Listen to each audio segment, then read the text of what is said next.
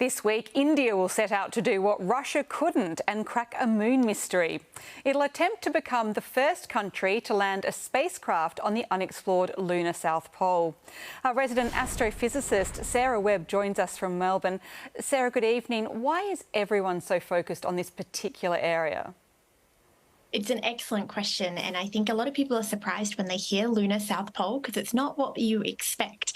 However, from recent studies over the last couple of decades, we've realised that the lunar southern pole holds the key for us discovering liquid and ice water on the moon. So hidden away in those big craters that you can see there, we think there's massive deposits of frozen water ice, which could be potentially very interesting not only for research but for future use on the moon as well. What kind of usage? What makes it just so valuable? So, of course, if we think we're going to try get humans up there living and working for research purposes, we need water to survive for ourselves and also for growing food. So that's one very important reason. Another important reason, though, is that we potentially could use that water and split it into its hydrogen and its oxygen and use that for potential rocket fuel in the future, which would be incredibly helpful for us being able to explore the rest of the solar system. So India's quite brave going back there just after Russia's aborted attempt. What are the unique challenges with exploring the South Pole?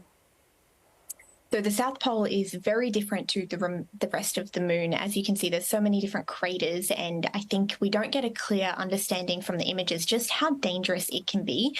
There's one particular crater on the southern pole of the moon where from the trough to the top of the crater is about the height of Mount Everest. It's absolutely enormous. So finding a safe landing site is very, very challenging indeed, and we're seeing that challenge play out in real time here.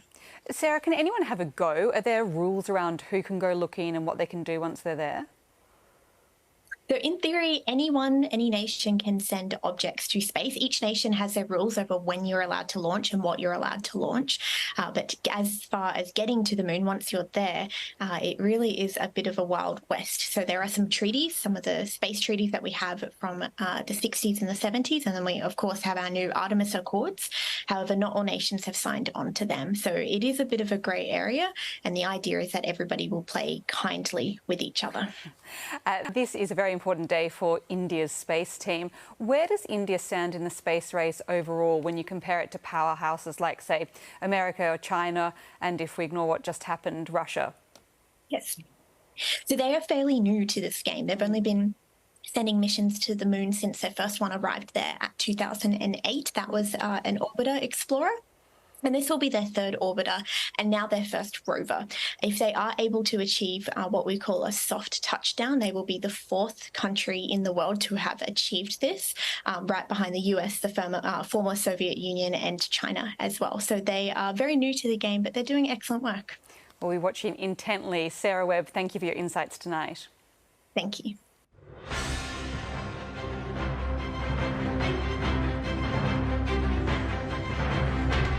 There's a new surge of countries and private companies racing to the moon to find water, a critical resource for use on future lunar missions. Water is the most sought-after commodity for sustainable life and exploration on the surface of the moon.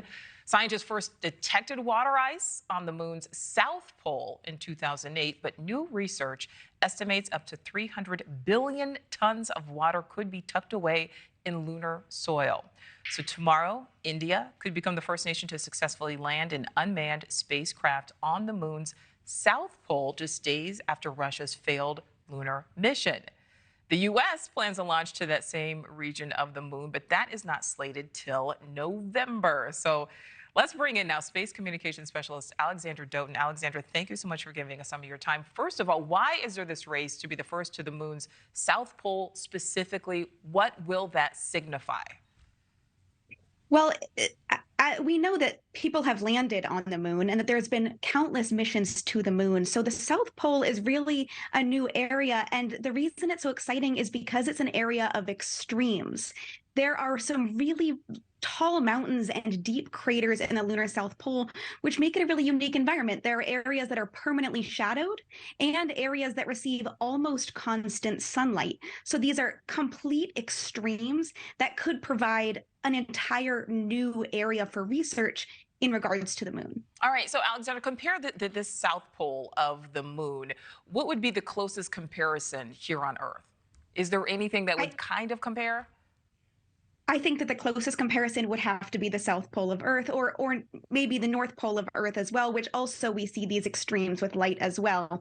But we know that there are a lot of scientific bases in Antarctica because of all of this exciting science that can happen there. And similarly, it's going to be a great area of scientific research on the South Pole of the moon. All right, so we talked about water when we introed this. How important is this race to find water? It's huge. So as you mentioned, in 2008 is when interest in the lunar South Pole really started and water was identified. And so in these permanently shadowed areas, in these craters on the lunar South Pole, water ice has been identified. Now, this water can be used in future missions for drinking, for cooling equipment, and potentially someday for rocket fuel for traveling further into the solar system. All right, Alexandra, I have to ask you, because you're here, is there a possibility one day people can live on the moon? Absolutely, and it's going to happen in our lifetime. All right. It's as simple as that? In our lifetime? Yes. Wow. I'm confident. Alexandra Doughton, great speaking with you. Thank you. Thank you so much. Thank you for watching. Go to newsnationnow.com to find News Nation on your television provider. And don't forget to click the red subscribe button below to get more of News Nation's fact-driven, unbiased coverage. Well, just talking about India, it could make history today with its mission to be the first country to land on the south part of the moon, closest to the South Pole. Let's take a look at these images, which were taken by India's Vikram robotic lander 3 days ago as it neared Earth's satellite. Only 3 nations have ever touched down on the moon, and none have made it to the South Pole. Sky's India reporter Neville Lazarus joins me now from India. Hopes are high, Neville. Exactly. There is a lot of excitement, but also a lot of anxiety out here because the predecessor, the Chandrayaan-3, crashed. The mission failed. It crashed into the surface of the moon 4 years ago. But there is a lot of excitement now. There's a surge in national pride.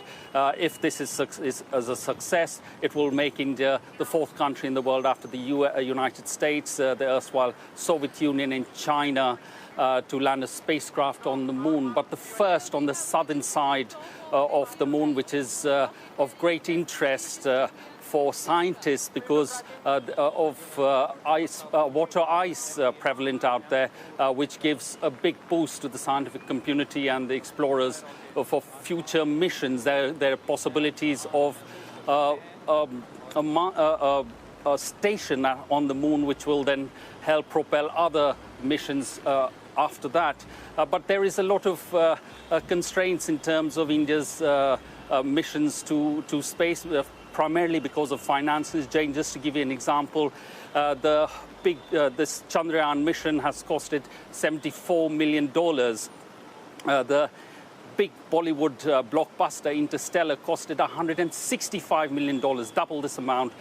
Gravity, another big Bollywood film, $100 million. So India is trying to make that balance between spending on space missions like these and other programs of poverty alleviation, health, education, etc. But a big boost if India manages a success in this landing, and a lot of excitement around here in India today.